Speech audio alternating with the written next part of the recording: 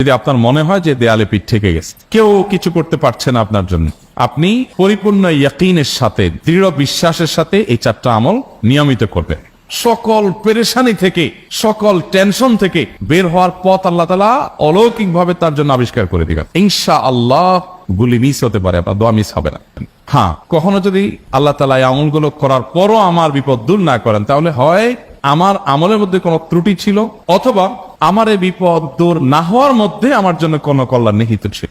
আল্লাহ তাআলা আমার দোয়া কবুল করে যে উপকার হতো তার চেয়ে বেটার কিছু হয়তো আমাকে দিবেন, এই ইয়াকিন একজন ইমানদারের থাকবে। সেই চারটা আমলের এক নম্বর হলো ইস্তিগফারের আমল। ইস্তিগফার, আপনি ফেসে গেছেন কোন জায়গা, কোনো উপায় পাচ্ছেন না, আপনি ইস্তিগফার করতে থাকেন। আস্তাগফিরুল্লাহ ওয়া আতুবু ইলাইহি, আস্তাগফিরুল্লাহ ওয়া আতুবু ইলাইহি, আস্তাগফিরুল্লাহ ওয়া আতুবু ইলাইহি, আস্তাগফিরুল্লাহ, আস্তাগফিরুল্লাহ, আস্তাগফিরুল্লাহাল্লাযী লা ইলাহা ইল্লা হুয়াল হাইয়ুল কাইয়্যুম ওয়া আতুবু ইলাইহি ওয়া লা হাওলা ওয়া লা কুওয়াতা ইল্লা বিল্লাহ।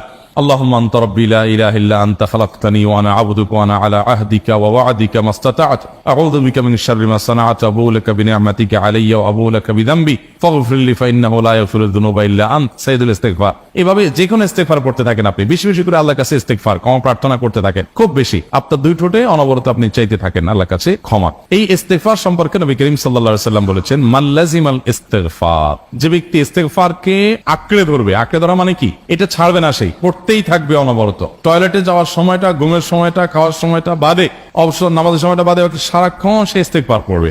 এরকম যদি কেউ করে, আল্লাহ রাব্বুল আলামিন জাআলাল্লাহু লাহু মিন কুল্লি হাম্মিন ফারাজা ওয়া মিন কুল্লি যায়কিন মাখরাজা, সকল পেরেশানি থেকে, সকল টেনশন থেকে বের হওয়ার পথ আল্লাহ তাআলা অলৌকিক ভাবে তার জন্য আবিষ্কার করে দিবেন। তাহলে একটা আমল হলো কি, ইস্তিগফার। সব সময়ের জন্য এটা কন্টিনিউয়াস করবেন, আর এমনি অবসর সময় ইস্তিগফার করবেন। আরবদের মধ্যে সৌন্দর্য আছে, তারা বিভিন্ন ডাক্তারের ওয়েটিং রুমে বা বিভিন্ন জায়গায় মানুষ যেখানে অপেক্ষা করে পাবলিক প্লেস গুলোতে লিখে রাখে ইস্তিগফার করুন, হাইওয়ে গুলোর পাশে লেখা থাকে ইস্তিগফার করুন, এবং তারা আসলে একটু পরপর দেখা যায় ইস্তিগফার করে। ভালো মন্দ গুণ সবার মধ্যে আছে, তাদের এই ভালো গুণটা আছে ইস্তিগফার বেশি বেশি করা। আমরা ইস্তিগফার সচরাচর এইভাবে অনবরত অবসর সময় করার অভ্যাস অনেকের মধ্যেই নাই, আমরা এটা চালু করবো ইনশাআল্লাহ। বিশেষ করে যখন কোনো সমস্যা হবে তখন ইস্তিগফার চলতে থাকবে মুখে অনবরত, ধীরে ধীরে মহব্বতের সাথে নিজেকে, নিজের পাপ অপরাধগুলোর কথা স্মরণ করে আল্লাহর কাছে মাফ চাইতে থাকবে, পেরেশানি দূর হবে ইনশাআল্লাহ। এক নাম্বার দুই, দুরূদ, নবী করিম সাল্লাল্লাহু আলাইহি সাল্লামের প্রতি দুরূদ পাঠ করা। এটা যদি আপনি নিয়মিত করতে থাকেন মহব্বতের সাথে,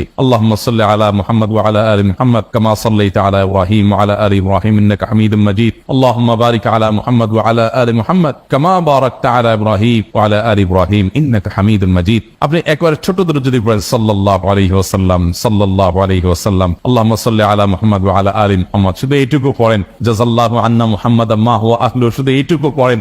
আপনি এভাবে যেই কোনো দুরূদ নবী করিম সাল্লাল্লাহু আলাইহি ওয়াসাল্লামের প্রতি যদি পড়েন এবং পড়তে থাকেন অনবরত, ইস্তিগফারের পাশাপাশি দুরূদের ক্ষেত্রে নবী করিম সাল্লাল্লাহু আলাইহি ওয়াসাল্লাম বলেছেন যে এইটা তোমার জন্য যথেষ্ট হয়ে যাবে। তুমি যদি আল্লাহর কাছে আর কোনো দোয়া করতে না পারো, শুধু দুরূদটা পড়ো, তোমার সব পেয়ে যাও, কিচ্ছু লাগবে না। এক সাহাবী বলছেন, রাসূলুল্লাহ, আমার দোয়ার মধ্যে দুরূদ কত পার্সেন্ট রাখবো? আমি তো আমার অনেক কিছু আল্লাহর কাছে চাইবো, দুরূদ মানে তো নবীজির জন্য দোয়া, মানে আমার জন্য তো আমি দোয়া করবো, আপনার জন্য দোয়া কত পার্সেন্ট করবো? 1/3, 1/4, তারপরে হাফ, এবার বিভিন্ন পার্সেন্টেজ বলছিলেন তিনি। নবী করিম সাল্লাল্লাহু আলাইহি ওয়াসাল্লাম বলেছেন যে হ্যাঁ, এর বেশি করতে পারলে আরো ভালো, আরো ভালো। তো ভদ্রলোক এর বেশি, ওই সাহাবী রাদিয়াল্লাহু তাআলা আনহু, তিনি এর বেশি বাড়াতে একটা পর্যায়ে বলছেন যে আমি সব দোয়া আপনার জন্য করি। নবী করিম সাল্লাল্লাহু আলাইহি ওয়াসাল্লাম বলেছেন তাহলে তোমার আর কোনো দোয়াই করতে হবে না, এর মধ্যে সব দোয়া চলে আসবে। কারণ আপনি যদি বলেন আল্লাহ আপনার নবীর প্রতি আপনি রহমত নাজিল করেন, আপনার নবীর প্রতি আপনি শান্তি নাজিল করেন, আপনি যেটা দোয়া করেন, তো আল্লাহকে আল্লাহর নবীর প্রতি আপনি রহমত নাজিল করতে বললে আল্লাহ তাআলা আপনার প্রতি রহমত নাজিল করবেন কি করবেন?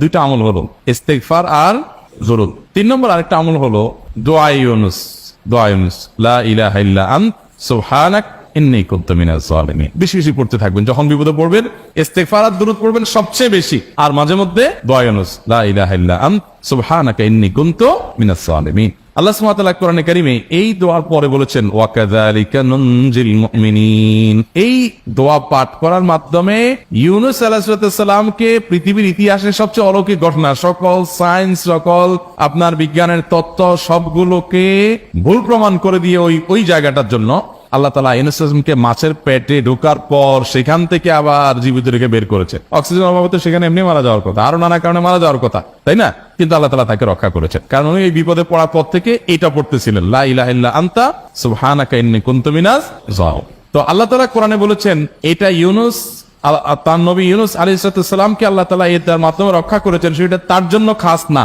এটা তার জন্য স্পেশাল না, বরং আল্লাহ বলেছেন ওয়াকাযালিকা নুনজিল মুমিনিন, এটা দিয়ে আমি তাকে রক্ষা করেছি, একইভাবে ঈমানদারদেরকেও এইটার মাধ্যমে রক্ষা করব। এটা বড় অস্ত্র পেয়ে গেলাম, দোয়া বেশি বেশি পড়বো ইনশাআল্লাহ। 4 নম্বর আমল হলো ইয়া যাল জালালি ওয়াল ইকরাম, এটা বেশি বেশি করে পাঠ করবেন। নবী করিম সাল্লাল্লাহু আলাইহি ওয়াসাল্লাম বলেছেন আলিজু বিয়া যাল জালালি ওয়াল ইকরাম, ইয়া যাল জালালি ওয়াল ইকরাম, এইটাকে তোমরা আঁকড়ে ধরবে। ইয়া যাল জালালি ওয়াল ইকরামের মানে কি? এটা আল্লাহকে ডাকা, আর কিছু না। এবং হাদিসে বর্ণিত দোয়া, এটা মাসনুন দোয়া।